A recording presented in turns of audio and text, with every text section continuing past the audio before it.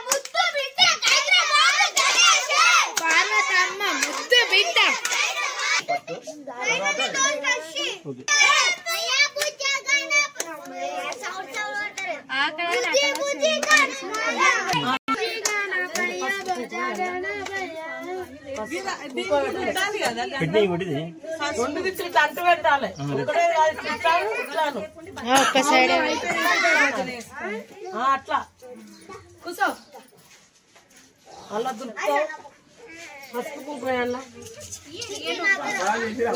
చేసి పాయసం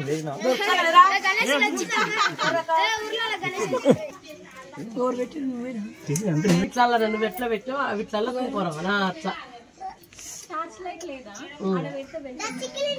రెడీమేడ్ ఇట్లుండే అక్క ఉంది. అది కూడా చిన్న వినాయకునికి ఏదైనా